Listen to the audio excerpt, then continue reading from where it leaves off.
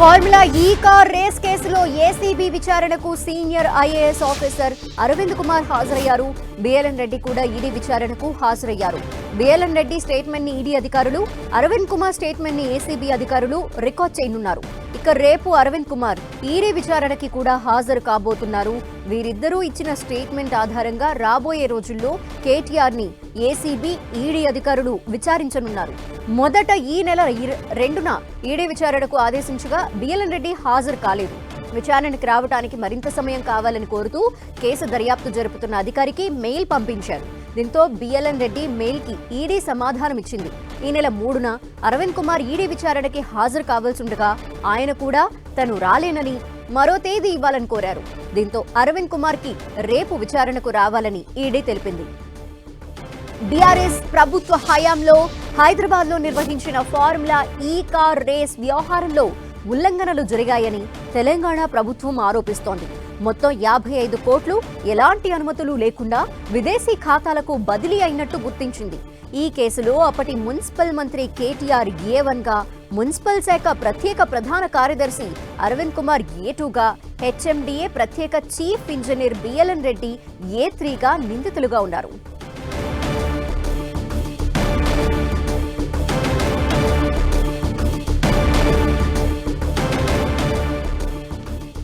ప్రస్తుతం ఏసీబీ విచారణకు అరవింద్ కుమార్, అలాగే ఈడీ విచారణకు బిఎల్ఎన్ రెడ్డి హాజరయ్యారు. దీనికి సంబంధించిన డీటెయిల్స్ మా ప్రతినిధి సునీల్ అందిస్తారు. సునీల్, ప్రస్తుతం ఈ ఫార్ములా కేసులో ఈడీ అధికారులతో పాటు ఏసీబీ అధికారులు ముమ్మరం చేశారు. ఇప్పటికే మనం చూసాం దాదాపు మొత్తం అటు ఏసీబీ అధికారులతో పాటు ఇప్పటికే ఈడీ కార్యాలయానికి అరవింద్ కుమార్ మనం చూడొచ్చు.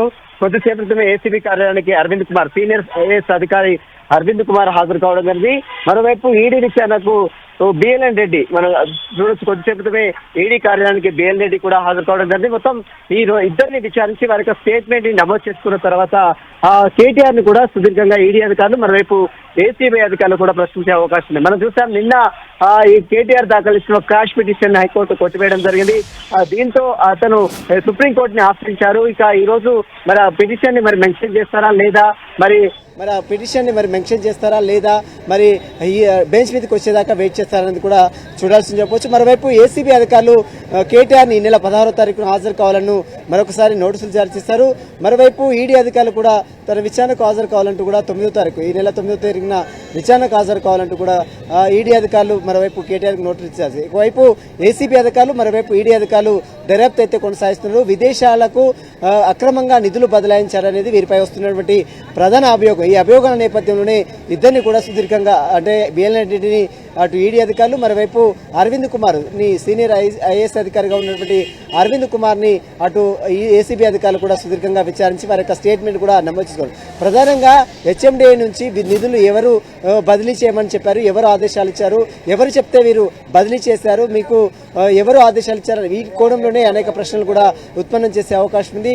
మొత్తం మీద ఈ కేసులో అటు అరవింద్ కుమార్ స్టేట్మెంట్ చాలా కీలకంగా మారే అవకాశం ఉంది. ఎందుకంటే అతను సీనియర్ ఐఏఎస్ గా అధికారిగా ఉన్నాడు. గతంలో హెచ్ఎంయుడికి అంటే మున్సిపల్ అడ్మినిస్ట్రేషన్ కి ప్రిన్సిపల్ కార్యదర్శిగా ఉన్నటువంటి నేపథ్యంలో దీనికి సంబంధించిన దాంట్లోనే ప్రస్తుతం అయితే అన్ని కోణాల్లో అటు ఈ అరవింద్ కుమార్ దాన్ని పూర్తిగా ప్రశ్నించే అవకాశం ఉంది. ఇప్పటికే దాదాపు 25 ప్రశ్నలు ఏసీబీ అధికారులు సిద్ధం చేసినట్టు కూడా సమాచారం తెలుస్తుంది. ప్రధానంగా ఈ కార్ రేస్ కేసులో ఈ EFI కంపెనీకి మొత్తం కూడా నిధులు బదిలీ చేయాలని చెప్పినటువంటి అధికారి ఎవరు, అసలు సూత్రధారులు ఎవరు, పాత్రధారులు ఎవరు, ఎవరు చెప్తే డబ్బులు అప్రూవ్ చేశారు, ఆర్బీఐ అప్రూవ్ ఎందుకు తీసుకోలేదు, ఫైనాన్స్ సెక్రటరీ అప్రూవ్ ఎందుకు తీసుకోలేదు, క్యాబినెట్ ఆమోదించిందా లేదా, వీటన్నిటి అంశాలపై కూడా అటు ఏసీబీ అధికారులు అరవింద్ కుమార్ని సుదీర్ఘంగా విచారించే అవకాశం ఉంది. మరోవైపు బిఎల్ఎన్ రెడ్డి మాత్రం పెమా యాక్ట్ సంబంధించిన ఫారెన్ ఎక్స్చేంజ్ మేనేజ్మెంట్ యాక్ట్ సంబంధించిన నిబంధనలు ఏ విధంగా ఉల్లంఘించారు, వీటిపైనే ఎక్కువగా ఈడీ అధికారులు ప్రశ్నించే అవకాశం ఉంది. బిఎల్ఎన్ రెడ్డి విచారణ కూడా ఈరోజు చాలా కీలకంగా మారే అవకాశం ఉంది. కొద్దిసేపు క్రితమే బషీర్బాగ్లో ఉన్నటువంటి ఈడీ కార్యాలయానికి బిఎల్ఎన్ రెడ్డి, హెచ్ఎండిఏ మాజీ చీఫ్ ఇంజనీర్ గా ఉన్నటువంటి బిఎల్ఎన్ రెడ్డి ఈడీ విచారణకు హాజరయ్యారు. కొద్దిసేపటినే సీనియర్ ఐఏఎస్ అధికారిగా ఉన్నటువంటి అరవింద్ కుమార్ ఏసీబీ బంజారీస్ లో ఉన్నటువంటి ఏసీబీ కార్యాలయానికి హాజరు కావడం జరిగింది. ఇద్దరిని కూడా వీడియోగ్రఫీ చేస్తారు, వారి యొక్క స్టేట్మెంట్ నమోదు చేసుకుంటారు. ఇందులో ఈడీ అధికారుల విచారణలో కూడా చాలా కీలకంగా మారే అవకాశం ఉంది. ధనలక్ష్మి. సో వీరిద్దరూ ఇచ్చే ఈ విచారణలో ఇచ్చే సమాధానాల ఆధారంగానే కేటీఆర్ విచారణ కూడా జరిగే అవకాశాలు ఉన్న నేపథ్యంలో వీరిని విచారించేందుకు అధికారులు కూడా ఏ విధంగా సమాయత్తమయ్యారు? ఎస్, ఖచ్చితంగా. ఎందుకంటే వీరి యొక్క స్టేట్మెంట్ చాలా కీలకంగా మారే అవకాశం ఉంది. ఎందుకంటే ఈ ఫార్ములా కేసులో అసలు ఏం జరగలేదు, ఎక్కడ ₹1 కూడా అవినీతి జరగలేదని ఓవైపు కేటీఆర్ చెప్తుంటే, మరోవైపు ప్రభుత్వం మాత్రము ఇందులో నిధులు దుర్వినియోగం అయ్యాయి, ప్రభుత్వంలో ఉన్నటువంటి ప్రభుత్వ ఖజానా మొత్తం కూడా పూర్తిగా నిబంధనలకు విరుద్ధంగా దుర్వినియోగం అయింది. దీంతో వీరు లబ్ధి పొందారు. ఈ యొక్క ఈకార్ఎస్ పెట్టి బాండ్ల రూపంలో, అంటే ఎలక్ట్రానిక్ బాండ్ల రూపంలో లబ్ధి పొందారనేది ప్రభుత్వం చెప్తున్నటువంటి మాట. దీనికి సంబంధించిన దాంట్లో నిన్న కేటీఆర్ మాట్లాడారు, ఎక్కడ కూడా ₹1 కూడా అక్రమాలు జరగలేదు, ఇదంతా రాజకీయ కక్ష సాధింపు చర్యలో భాగంగానే తనపై అక్రమ కేసులు పెడుతున్నారని వైపు కేటీఆర్ చెప్తున్నారు. కానీ మనం చూడొచ్చు, ఈరోజు ఈడీ విచారణ కావచ్చు, మరోవైపు ఏసీ విచారణ కావచ్చు, ఖచ్చితంగా కీలకంగా మారే అవకాశం ఉంది. ఎందుకంటే ఏసీబీ విచారణలో చాలా క్రూషియల్గా ఇప్పుడే మనం చూసాం, అటు హైకోర్టులోనూ ఈ కేసు పూర్తిగా దర్యాప్తు జరగాల్సిందే, అసలు దీంట్లో అసలు దోషులు ఎవరు, అసలు నిందితులు ఎవరు, ఎవరికి లబ్ధి చేకూరింది, ఇదంతా కూడా పూర్తిగా దర్యాప్తు చేయాల్సిందే అంటూ కూడా నిన్న తెలంగాణ హైకోర్టు చాలా స్పష్టంగా జస్టిస్ లక్ష్మణ్ బెంచ్ ఆదేశాలు ఇచ్చారు. కేటీఆర్ దాఖలు చేసిన క్వాష్ పిటిషన్ కూడా డిస్మిస్ చేయడం జరిగింది. అయితే ఎప్పుడైతే కేటీఆర్ దాఖలు చేసిన క్వాష్ పిటిషన్ హైకోర్టు డిస్మిస్ చేసిందో, ఆ వెంటనే తెలంగాణ రాష్ట్ర ప్రభుత్వం సుప్రీంకోర్టులో కేవియట్ పిటిషన్, అంటే తమ వాదనలు వినకుండా కేటీఆర్ ఒకవేళ పిటిషన్ దాఖలు చేస్తే తమ వాదనలు వినకుండా ఏకపక్షంగా నిర్ణయం తీసుకోవడానికి వీల్లేదు, తమ వాదనలు కూడా పరిగణలో తీసుకోవాలి, తమ వాదనలు కూడా వినాలని ముందస్తుగానే ప్రభుత్వం కేవియట్ పిటిషన్ దాఖలేసింది. ఎప్పుడైతే ప్రభుత్వం కేవియట్ పిటిషన్ దాఖలేసిందో, ఆ తర్వాత మధ్యాహ్నం తర్వాత అటు కేటీఆర్ తరఫు న్యాయవాదులు లీగల్ టీం కూడా అటు సుప్రీంకోర్టులో పిటిషన్ దాఖలు చేస్తారు. హైకోర్టు ఇచ్చిన తీర్పుపై సవాల్ చేస్తూ సుప్రీంకోర్టులో పిటిషన్ దాఖలు చేస్తారు. కాబట్టి మరి సుప్రీంకోర్టు ఈ రోజు విచారిస్తుందా, ఈ రోజు విచారణకు రాకపోతే బెంచ్ మీద రాలేదు కాబట్టి మరి మెన్షన్ చేస్తారా, రేపు మరి మండే వరకు ఈ యొక్క పిటిషన్ విచారణకు వస్తుందా అనేది కూడా చూడాల్సింది చెప్పొచ్చు. ప్రస్తుతం అయితే ఒక న్యాయస్థానంలో అటు హైకోర్టులోను, మరోవైపు సుప్రీంకోర్టులోను, ఒకవైపు ఈడీలోను, ఒకవైపు ఏసీబీలోను ఎంత దర్యాప్తు అయితే ఈ యొక్క కేసు కొనసాగుతుంది. రాష్ట్ర రాజకీయంగా మాత్రం తీవ్ర ఉత్కంఠ అయితే నెలకొంది. అసలు కేటీఆర్ ఈ కేసులో మరి అరెస్ట్ చేస్తారా లేదా, అరెస్ట్ చేస్తారు, నిన్న అరెస్ట్ చేస్తారు, మొన్న అరెస్ట్ చేస్తారని పెద్ద ఎత్తున ప్రచారం కొనసాగిన నేపథ్యంలో ఇప్పుడు హైకోర్టు కూడా గ్రీన్ సిగ్నల్ ఇచ్చింది. అంటే హైకోర్టు కూడా క్వాష్ పిటిషన్ డిస్మిస్ చేసింది. కాబట్టి ఖచ్చితంగా ఇప్పుడు ఏసీబీ అధికారులు ఏ క్షణంలోనే అదుపులో తీసుకునే అవకాశం ఉన్నప్పటికీ కూడా ఏసీబీ అధికారులు మాత్రము వీరి యొక్క స్టేట్మెంట్ నమోదు చేసుకున్న తర్వాత కేటీఆర్ ని కూడా ఈ నెల 9వ తేదీన విచారణ పిలిచారు. కాబట్టి మరి విచారణ పిలిచిన తర్వాత అదుపులో తీసుకుంటారా లేదా అనేది కూడా చూడాల్సిందని చెప్పవచ్చు. ఇంకో పక్క సర్చ్ వారెంట్ కూడా ఉంది. ఈ నేపథ్యంలో మరి విచారణల అనంతరం సర్చ్ కూడా చేసే అవకాశాలు ఉన్నాయా? వీరి నివాసాలు కావచ్చు, లేదంటే వీరికి సంబంధించిన ఆఫీసెస్ కావచ్చు. ఎస్, ఖచ్చితంగా. నిన్న మనం చూసాం, ఎప్పుడైతే కేటీఆర్ క్వాష్ పిటిషన్ డిస్మిస్ అయిందో ఆ వెంటనే ఏసీబీ అధికారులు గ్రీన్కో కంపెనీ సంబంధించినటువంటి తన షెల్ కంపెనీల మొత్తం కూడా నిన్న దాదాపు 10 గంటల పాటు సోదాలు చేశారు. సోదాల్లో కొన్ని కీలక ఆధారాలు కూడా సేకరించిన సమాచారం తెలుస్తుంది. ఇప్పటికే కేటీఆర్ ఇంట్లో కూడా సెర్చ్ వారెంట్ సోదాలు చేయడానికి అటు కోర్టు పర్మిషన్ కూడా ఇచ్చింది. కాబట్టి ఏ క్షణంలో అయినా కేటీఆర్ నివాసంలో కూడా ఏసీబీ అధికారులు సోదాలు చేసే అవకాశం కూడా కనబడుతుందని చెప్పొచ్చు. నిన్న మనం చూసాం, కేటీఆర్ నివాసం వద్ద పెద్ద ఎత్తున కార్యకర్తలు, బీఆర్ఎస్ శ్రేణులు కూడా చేరుకున్నటువంటి దృశ్యాలు కూడా మనం చూసాం. ఇదంతా కూడా పూర్తిగా పొలిటికల్ టర్న్ తీసుకుంది. ఓవైపు ఫార్ములా ఈ కేసు అటు కాంగ్రెస్ వర్సెస్ బీఆర్ఎస్ మధ్య కొనసాగుతుంది. మాటల యుద్ధం, పరస్పరం ఒకరొకరు మాటల యుద్ధం పరస్పరం చోటు చేసుకున్న పరిస్థితి నేపథ్యంలో ఏసీబీ అధికారులు దర్యాప్తు చేస్తున్నారు. వైపు అదే తరహాలో ఎన్ఫోర్స్మెంట్ డైరెక్టరేట్ అధికారులు ఇప్పటికే ఈసీఆర్ కింద ఎన్ఫోర్స్మెంట్ కేసు ఇన్ఫర్మేషన్ రిపోర్ట్ కింద కేసు కూడా నమోదు చేశారు. కాబట్టి ఇప్పటికే నోటీసులు సర్వ్ చేశారు. ఈ నెల 2వ తేదీన, జనవరి 2వ తేదీన, 3వ తేదీన ఇద్దరు హాజరు కావాలని నోటీసులు ఇచ్చారు. కానీ తమకు కొంత సమయం కావాలని బేలన్ రెడ్డి కావచ్చు, మరోవైపు అరవింద్ కుమార్ కావచ్చు, మరోవైపు కేటీఆర్ కూడా తన కేసు హైకోర్టులో ఉంది కాబట్టి తనకు కొంత వెసులుబాటు ఇవ్వాలి, తనకు కొంత సమయం ఇవ్వాలని కేటీఆర్ సైతము ఈడీ అధికారులను కోరిన నేపథ్యంలో ఈడీ అధికారులు ఈ నెల 16వ తేదీన కేటీఆర్ హాజరు కావాలని నోటీసులు సర్వ్ చేశారు. మరోవైపు బేలన్ రెడ్డి ఈ రోజు హాజరు కావాలి, రేపు అరవింద్ కుమార్ ఈడీ విచారణకు హాజరు కావాలి. ఈ రోజు అరవింద్ కుమార్ అటు ఏసీబీ కార్యాలయానికి వెళ్ళాడు కాబట్టి రేపు మరి ఈడీ కార్యాలయానికి కూడా అరవింద్ కుమార్ వచ్చి సంబంధించి మరి యొక్క స్టేట్మెంట్ కూడా ఇచ్చే అవకాశం ఉంది. మొత్తం మీద ఓవైపు ఏసీబీ అధికారుల దర్యాప్తు, వైపు ఈడీ అధికారుల దర్యాప్తు కొనసాగుతుంది. ఇక మరోవైపు కేటీఆర్ నిన్న క్వాష్ పిటిషన్ డిస్మిస్ అయిన వెంటనే ఈ రోజు సుప్రీంకోర్టుకు వెళ్ళాడు. మరోవైపు కేటీఆర్ మరొక పిటిషన్ ఈ రోజు హైకోర్టులో దాఖలు చేసే అవకాశం, ఎందుకంటే న్యాయవాదులతో విచారించాలని కేటీఆర్ పదే పదే కోరుతున్నారు. ఎందుకంటే గతంలో అనేక సంఘటనలు జరిగాయి. పట్నం నరేంద్ర రెడ్డి విషయంలో చెప్పని విషయాలు కూడా చెప్పారని రిమాండ్ రిపోర్ట్లో అటు పోలీసులు మెన్షన్ చేశారు. అదే విషయాన్ని పదే పదే ప్రతి ప్రెస్ మీట్ లోనూ కేటీఆర్ చెప్తున్నారు. కానీ మరి కోర్టు అందుకు అనుమతిస్తుందా? ఎందుకంటే సెక్షన్ 22 ప్రకారం ఖచ్చితంగా ఒక అక్యూజ్డ్ కి న్యాయవాది సమక్షంలో విచారించే హక్కు ఒక అక్యూజ్డ్ కు ఉంటుంది. కానీ అది కోర్టు ఎంతవరకు అనుమతిస్తుంది? ఎందుకంటే ఇది ప్రివెన్షన్ ఆఫ్ కరప్షన్ యాక్ట్ కాబట్టి దీంట్లో అసలు అనుమతిస్తారా లేదా, ఇంతకు అరెస్ట్ కాలేదు కాబట్టి మరి ముందస్తుగానే న్యాయవాదిని అనుమతిస్తారా లేదా అనేది కూడా ఈరోజు హైకోర్టులో పిటిషన్ బెంచ్ మీదకి వస్తే విచారిస్తే మరి దానిపై కూడా ఒక క్లారిటీ కూడా వచ్చే అవకాశం ఉంది. ప్రస్తుతం అయితే ఈడీ విచారణకు మాత్రం బిఎల్ రెడ్డి వచ్చారు.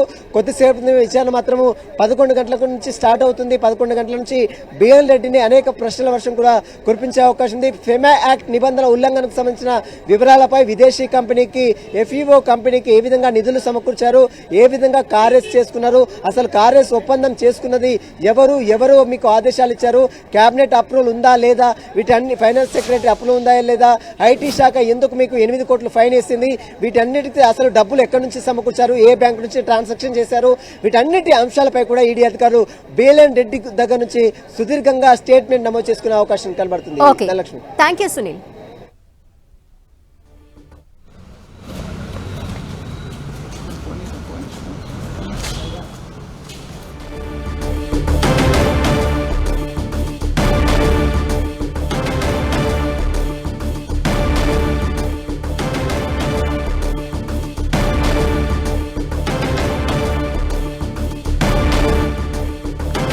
ప్రస్తుతం అరవింద్ కుమార్ ఏసీబీ విచారణకు హాజరయ్యారు. ఇంకో పక్క బిఎల్ఎన్ రెడ్డి కూడా ఈడీ విచారణకు హాజరయ్యారు.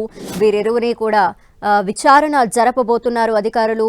ముఖ్యంగా విదేశీ ఖాతాలకు అనుమతులు లేకుండా డబ్బులు బదిలీ చేసిన అంశానికి సంబంధించి వీరిని ఎంక్వైరీ చేయబోతున్నారు. బిఎల్ఎన్ రెడ్డి స్టేట్మెంట్ని ఈడీ అధికారులు రికార్డ్ చేస్తూ ఉండగా అరవింద్ కుమార్ విచారణ సంబంధించిన డీటెయిల్స్ అన్ని కూడా ఏసీబీ రికార్డ్ చేయబోతోంది.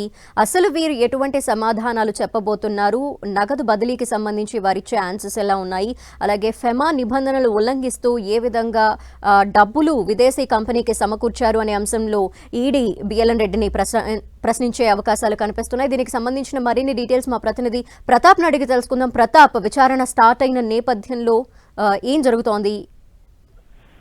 కాసేపటి క్రితమే ఐఏఎస్ అధికారి అరవింద్ కుమార్ కూడా హాజరు కావడం జరిగింది. ఫార్ములా ఈ కేసుకు సంబంధించిన ఈ ఇష్యూకి సంబంధించి ఇప్పటికే పొలిటికల్ టర్న్ కూడా తీసుకుందని చెప్పుకోవచ్చు. ఇప్పటికే దీనికి సంబంధించి కూడా మాజీ మంత్రి కేటీఆర్ హైకోర్టును ఆశ్రయించడం జరిగింది. క్వాష్ పిటిషన్ ఇచ్చినప్పటికీ క్వాష్ పిటిషన్ హైకోర్టు తిరస్కరించడం జరిగింది. అయితే దీనికి సంబంధించి కూడా ఫర్దర్ గా ఇన్వెస్టిగేషన్ లో భాగంగా ఖచ్చితంగా దీనికి ముందుకెళ్లాలని కూడా ఆలోచన చేస్తుంది ప్రభుత్వం. కాబట్టి ప్రభుత్వం చాలా ప్రతిష్టాత్మకంగా తీసుకున్న ఈ కేసుకు సంబంధించి కూడా ముఖ్యంగా అరవింద్ కుమార్ ఈ నిధులను విడుదల చేశారు కాబట్టి ఈ నిధులకు సంబంధించి ముఖ్యంగా ఎలక్షన్ కోడ్ ఉన్నప్పటికీ కూడా ఎందుకు ఎలా చేయాల్సి వచ్చింది, ఎవరు ఒత్తిడి వల్ల చేయాల్సి వచ్చింది అనే దానికి సంబంధించి కూడా పోలీసులు ఇన్వెస్టిగేషన్ చేస్తున్నారు. ఏసీబీ కార్యాలయంలో ఆయన విచారణ స్టార్ట్ అయింది. ఈ విచారణకు సంబంధించి కూడా ఫర్దర్ స్టెప్ లో భాగంగా అతన్ని పలు ప్రశ్నలు కూడా వేస్తున్నట్టుగా కూడా తెలుస్తుంది. ముఖ్యంగా ఈ గ్రీన్ కోడ్ సంబంధించిన కంపెనీకి ఎందుకు విడుదల చేయాల్సి వచ్చింది, ఎలక్షన్ కోడ్ ఉన్నప్పుడు ఖచ్చితంగా క్యాబినెట్ అప్రూవల్ తీసుకోవాల్సి ఉంటుంది, క్యాబినెట్ అప్రూవల్ లేకుండా చేయాల్సిన అవసరం ఏమొచ్చింది అనే దానిపైన కూడా ప్రధానంగా దీనిపైన కూడా ఫోకస్ పెట్టింది. ఈ అంశానికి సంబంధించి పలు ప్రశ్నలు కూడా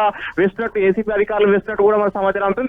దీనికి బేస్ చేసుకొని అరవింద్ కుమార్ ను ఇన్వెస్టిగేషన్ ను బేస్ చేసుకొని ఫర్దర్ స్టెప్ లో భాగంగా కేటీఆర్ ఇన్వెస్టిగేషన్ చేయాల్సి ఉంటుంది. ఎందుకంటే కేటీఆర్ సంబంధించి ఇప్పటికే ఆయన విచారణకు సంబంధించి క్వాష్ పిటిషన్ కోర్టు తిరస్కరించడం, ఇప్పటికే సుప్రీంకోర్టు కూడా ఆశ్రయించారు. సుప్రీంకోర్టులో ఏ విధంగా ఉన్నప్పటికీ కూడా మళ్ళీ రేపు ఏసీబీ విచారణ కేటీఆర్ ను విచారణకు ఇప్పటికే ఏసీబీ విచారణకు రావాల్సిందిగా కూడా కోరడం జరిగింది. అయితే రేపు కేటీఆర్ వచ్చే అవకాశం ఉంది కాబట్టి కేటీఆర్ కంటే ముందే అరవింద్ కుమార్ ను పలు ప్రశ్నలకు సంబంధించి ఏవైతే ఈ కేసుకు సంబంధించిన కొన్ని డౌట్స్ ఉంటాయో వాటన్నిటి కూడా క్లారిఫై చేసుకుని రేపు ఖచ్చితంగా కేటీఆర్ ను విచారణ చేయాలని చూస్తుంది. అయితే నిన్న కేటీఆర్ విచారణకు హాజరు కావాల్సినప్పటికీ కూడా కేటీఆర్ అడ్వకేట్ ను పర్మిషన్ ఇవ్వకపోవడం తోటి ఆయన వెనక్కి వెళ్లారు. అయితే ఈ అంశానికి సంబంధించి కూడా అడ్వకేట్ తో తాను ఇన్వెస్టిగేషన్ కు హాజరవుతానని ఇప్పటికే ఈ రోజు కూడా హైకోర్టులో కేసు వేస్తున్నట్లయితే దీనికి హైకోర్టు సంబంధించి ఎలాంటి ఆర్డర్స్ వచ్చినప్పుడు కూడా రేపు మాత్రం ఖచ్చితంగా కేటీఆర్ ఏసీబీ విచారణకు హాజరు కావాల్సి ఉంటుంది. సో ఈ నేపథ్యంలో కేటీఆర్ రేపు విచారణకు హాజరయ్యే సమక్షంలో ఈ రోజు అరవింద్ కుమార్ ఇన్వెస్టిగేషన్ అనేది కేసుకు అనేది చాలా కీలకమని కూడా చెప్పొచ్చు. ప్రధానంగా ఈ రోజు అరవింద్ కుమార్ చెప్పే విషయాలను బట్టే ఫర్దర్ స్టెప్ కు సంబంధించి కూడా ముందుకు వెళ్లాల్సి ఉంటుంది. అయితే ఈ అంశానికి సంబంధించి కేసు సంబంధించి చూసినట్లయితే పూర్తి స్థాయిలో ఏ నిర్ణయం తీసుకున్నా ఒక ఐఏఎస్ అధికారిగా పూర్తిగా అరవింద్ కుమారే బాధ్యత ఉంటుంది. అయితే వాస్తవానికి గతంలో చూసినట్లయితే కేటీఆర్ ఈ కేసుకు సంబంధించి నేనే చెప్పానని చెప్పినప్పటికీ కూడా మళ్ళీ ఫర్దర్ గా అఫిడవిట్ హైకోర్టులో అఫిడవిట్ వేసినప్పటికీ దీనికి సంబంధించి అధికారులు నిర్ణయం తీసుకోవాల్సి ఉంటుంది. అయితే హెచ్ఎండిఏ పరిధికి మించి ఎందుకు విడుదల చేయాల్సింది, అదేవిధంగా దీనికి సంబంధించి కొన్ని రూల్స్ బ్రేక్అవుట్ చేసినట్టుగా కూడా ఇన్వెస్టిగేషన్ లో కొన్ని విషయాలను ఏసీబీ అధికారులు గుర్తించారు. దీనికి సంబంధించి అన్నింటిని కూడా అరవింద్ కుమార్ నుంచి ప్రశ్నల రూపంలో వీటిని రాబట్టే అవకాశం ఉంటుంది. అరవింద్ కుమార్ ఏ అంశాలకు సంబంధించి ఏ విధంగా ఆన్సర్ చేస్తారనేది కూడా చాలా కీలకంగా మారిందని చెప్పుకోవచ్చు. ఈ కేసుకు సంబంధించి అతి కీ రోల్ అనేది పూర్తిగా అరవింద్ కుమార్ కేంద్రంగానే చూస్తూనే ఉంటుందని చెప్పుకోవచ్చు. ఎందుకంటే దీనికి సంబంధించి నిధుల విడుదలకు సంబంధించి కానీ వీటన్నిటి కూడా పూర్తిగా సెంటర్ ఆఫ్ కేంద్రంగా అరవింద్ కుమారే ఉన్నారు. దీన్ని బట్టి దీన్ని ఫర్దర్ గా అరవింద్ కుమార్ ఎందుకు చేయాల్సి వచ్చింది, ఎవరి ఒత్తిడి మేరకు చేయాల్సి వచ్చింది, లేదంటే కనుక ఆయన ఈ కేసుకు సంబంధించి అప్రూవల్ గా మారుతారా, అప్రూవల్ గా మారిందంటే కనుక ఖచ్చితంగా ఈ కేసులో మరో టర్న్ తీసుకునే అవకాశం ఉంటుందని కూడా చెప్పొచ్చు. అయితే ప్రధానంగా ఇప్పుడైతే దీనికి సంబంధించి అరవింద్ కుమార్ ఈ రోజు ఇన్వెస్టిగేషన్ లో భాగంగా ఏ అంశాలు వెల్లడిస్తారు ఏందనేది మరి కాసేపట్లో ఇంకా అవకాశం ఉంటుంది. ఎందుకంటే ఇప్పుడే ఇన్వెస్టిగేషన్ ప్రారంభమైంది. కాసేపటి క్రితమే ఏసీబీ అధికారులు ఆయన ఇన్వెస్టిగేషన్ స్టార్ట్ చేశారు. ఏ అంశాలకు సంబంధించి ఏ ప్రశ్నలకు సంబంధించి ఆన్సర్ ఏ విధంగా చేస్తారు అనేది చాలా కీలకంగా మారిందని చెప్పుకోవచ్చు. ఈ రోజు అరవింద్ కుమార్ చెప్పే ఇన్వెస్టిగేషన్ లో భాగంగానే చెప్పే ఆన్సర్ ను బట్టే రేపు కేటీఆర్ ఇన్వెస్టిగేషన్ కూడా ఉంటుందని చెప్పుకోవచ్చు. ఇప్పటికే ఈ కేటీఆర్ సంబంధించి ఇప్పటికే ఒక పొలిటికల్ టర్న్ తీసుకుంది. దీనికి సంబంధించి ఒక అధికార పార్టీ నుంచి మంత్రులు గానీ ఎమ్మెల్యేలు గానీ ఖచ్చితంగా కేటీఆర్ ఈ కేసులో ఖచ్చితంగా అరెస్ట్ అవుతారని చెప్తున్నారు. మరోవైపు ఈ అంశానికి సంబంధించి అరవింద్ కుమార్ ఈ రోజు ఎలాంటి కామెంట్ ఆన్సర్ చేస్తారనేది కూడా చూడాల్సి ఉంటుంది. ఈ ఆన్సర్ బట్టే రేపు కేటీఆర్ ఇన్వెస్టిగేషన్ కూడా ఉండే అవకాశం ఉంటుంది. థాంక్యూ ప్రతాప్.